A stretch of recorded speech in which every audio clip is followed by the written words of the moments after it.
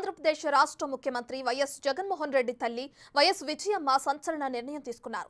AP assembly ఎన్నికల వేళ ఇటు కూతురు అటు కొడుకు ఇద్దరి మధ్య నలిగిపోయిన విజయమ్మ అమెరికాకు వెళ్లాలని సమాచారం.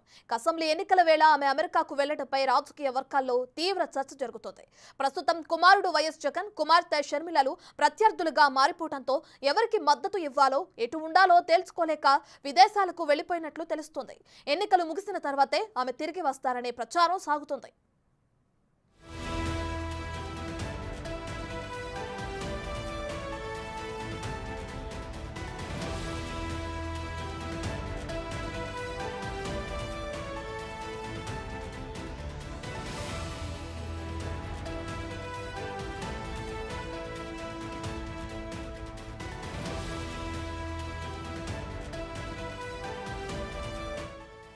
ప్రస్తుతం ఏపీలో సీఎం జగన్, ఆయన సోదరి పీసీసీ అధ్యక్షురాలు షర్మిలకు మధ్య పొలిటికల్ వార్ నడుస్తుంది. ఇదే విజయమ్మకు తలనొప్పిగా మారినట్లు తెలుస్తుంది. మార్చి 27న జగన్ మేమంతా సిద్ధం బస్సు యాత్ర ప్రారంభానికి ముందు ఇడుపులపాయలో వైఎస్ ఘాట్ వద్ద జరిగిన ప్రత్యేక ప్రార్థనల్లో ఆమె పాల్గొన్నారు. ఆ తర్వాత షర్మిల బస్సు యాత్ర చేపట్టిన సమయంలోనూ ఇడుపులపాయలో కూతురు కోసం ఆమె ప్రత్యేక ప్రార్థనలు చేశారు.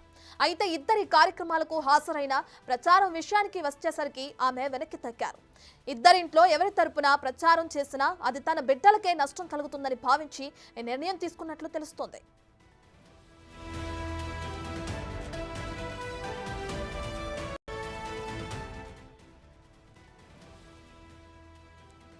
ఇదే అంశానికి సంబంధించి మరింత సమాచారాన్ని మా ప్రతినిధి శివ లైవ్ లో అందిస్తారు. సో శివ, ఇప్పటికే చూసుకుంటే అటు వైఎస్ జగన్ కానీ ఇటు షర్మిల కానీ ఇద్దరు ఏపీలో రాజకీయం హీట్ ఎక్కిందని కూడా చూసుకుంటున్నాం. అయితే దీనికి సంబంధించి వారి తల్లి విజయమ్మ కూడా అమెరికా వెళ్ళినట్టు ప్రచారం జరుగుతుంది. దీనికి సంబంధించిన డీటెయిల్స్ ఏ విధంగా ఉన్నాయి శివ?